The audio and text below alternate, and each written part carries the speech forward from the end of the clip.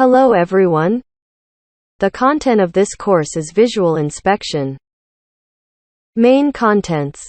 1. Concept of visual inspection. 2. Equipment for visual inspection. 3.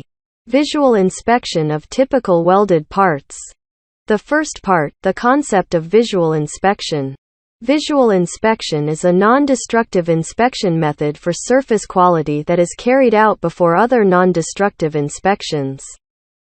In a broad sense, detection that relies on people's vision is called visual detection. Modern visual inspection usually refers to surface quality inspection for inspecting workpiece geometry, structural integrity, shape defects, etc. The second part, equipment for visual inspection. Visual inspection refers to a non-destructive inspection method that directly observes the surface of the test piece with the naked eye or the naked eye combined with various magnifying devices. It mainly includes reflectors, magnifying glasses, microscopes, telescopes, industrial endoscopes, cameras, video cameras and welding inspection rulers. The third part, visual inspection of typical weldments. The visual inspection of welded parts is mainly to inspect the weld seam, and the inspection process runs through before welding, during the welding process and after welding. Visual inspection is generally carried out before other inspection methods are carried out. The task implementation process includes 1. Preparations. 2. Selection of detection methods. 3. Visual inspection operations for welding defects. 4.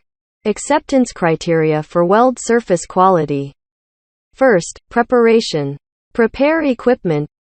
Before performing visual inspection, prepare basic equipment and tools for inspection. A telescope with a magnification of 3 to 6 times.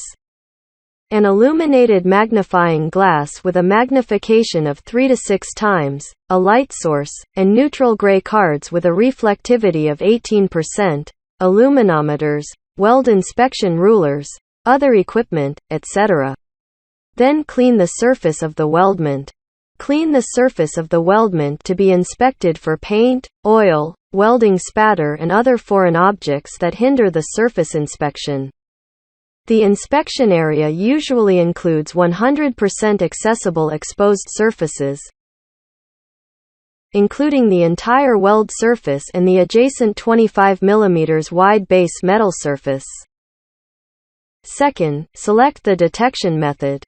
The visual detection method is divided into two methods: direct visual detection and indirect visual detection.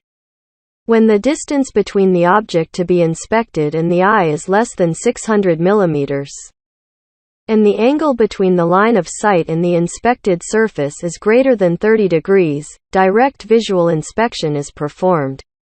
For areas that cannot be directly observed, visual inspection can be performed by indirect methods and with the aid of auxiliary tools, such as mirrors, endoscopes, optical fibers, cameras, peritoneal membranes or other suitable tools. But the resolving power of the auxiliary tools should be at least as good as that of direct inspection.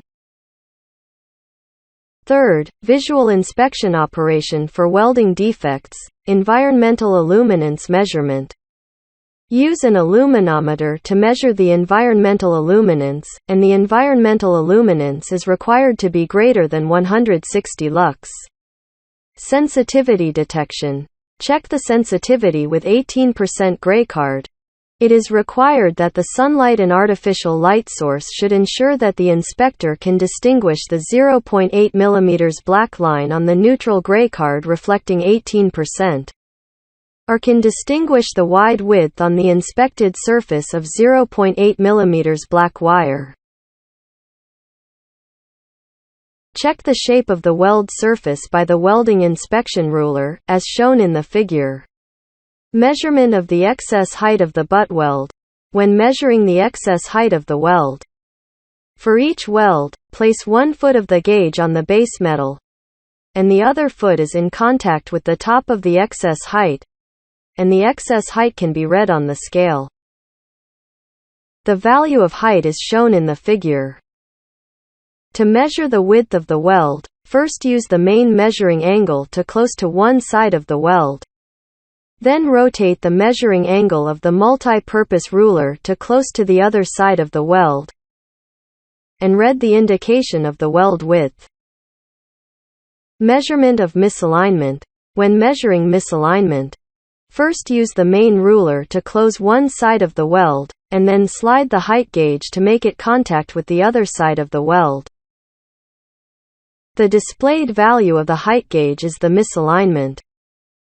Weld height measurement. When measuring the height of the fillet weld, use the working surface of the ruler to abut the weldment and the weld, and slide the height gauge to contact the other side of the weldment, and the value of the height gauge is the weld height. Fillet weld thickness measurement. When measuring the fillet weld thickness, the working surface of the main ruler should be close to the weldment, and the height ruler should be in contact with the weld seam. The indicated value of the height ruler is the fillet weld thickness. Measurement of undercut depth. When measuring the undercut depth of a plane, first align the height to the 0 position and fasten the screw, and then use the undercut depth gauge to measure the undercut depth. Align the depth gauge with the 0 position fastening screw. Touch the 3-point measuring surface to the workpiece, and lock the height gauge. Loosen the undercut depth gauge. Place the ruler at the measuring place, move the undercut depth gauge, and its indication is the undercut depth. Visual inspection of surface defects. 1. Detection of surface pores. Use a ruler to directly measure the diameter of the pores, or use a ruler to measure the size of the pores with the aid of a magnifying glass. 2. Detection of surface cracks. Cracks are generally observed with a low magnification magnifying glass. 3. Welding bead detection. Usually, it can be directly observed visually, and whether there is a welding bead defect can be judged by measuring the angle between the tangent of the weld metal and the base metal. If there is no welding flash, the angle between the tangent and the base metal will be equal to or greater than 90 degrees. If there is welding flash, the angle between the tangent and the base metal will be less than 90 degrees. Fourth, acceptance criteria for the surface quality of the weld. The following defects are not allowed on the weld surface: cracks, lack of fusion, and surface pores that do not exceed the following requirements. Requirements for remaining height. For double-sided welded joints of pipelines, the range of excess height in the first column of the table is suitable for the inner and outer surfaces of this joint. For single-sided welded butt joints, the first column in the following table is applicable to the outer surface of the weld, and the remainder in the second column is suitable for the inner and outer surfaces of the joint. The high range is suitable for interior surfaces. The value of the clearance is determined by the highest point of the adjacent weld surface. Requirements for undercut and root depression. The undercut depth shall not exceed 10% of the wall thickness or exceed 0.8 mm, and the root recess shall exceed the required minimum section thickness. Requirements for the amount of wrong sides. We require that the maximum misalignment of the assembled parts after welding should not exceed the range in the table below. That's all for this class, thank you.